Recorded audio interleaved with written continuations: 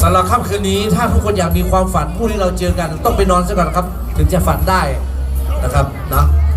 วันนี้เก่งมากเลยนะครับขอบคุณผู้สนับสนุนครับที่มาได้กล่าวรายงานทั้งผู้นำชุมชนและองค์กรรัฐวิสาหกิจที่ส่งน้องเข้ามาร่วมกิจกรรมครั้งนี้ถือว่าท่านคือหนึ่งสุดยอดที่มีส่วนร่วมให้กับสังคมชุมชนและประเทศชาติครับว่าให้น้องได้มีโอกาสทุกอย่างการให้โอกาสเป็นสิ่งที่สำคัญที่สุดของทรัพยากรมนุษย์วันนี้น้องได้โอกาสเลยบนเวทีนะครับ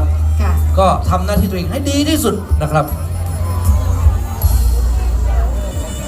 สักครู่นึงรับรางวัลเสร็จแล้วก็จะคลอเพลงการประกวดนะครับให้น้องวนขวานะครับบนเวทีนะครับคันวอลของตัวเองมาแล้วครับเพื่อลงสู่เวทีได้พักผ่อนน้องหมายเลขหนึ่งเดินข้างหน้าวนมาแบบนี้แล้วก็ลงเวทีนะคะเดินวนขวาค่ะซาเราเหรอ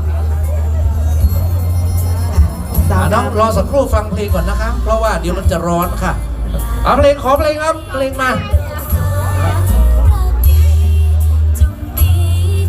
ศาสตร์วัฒนธรรมไทยครับประเพณีไทย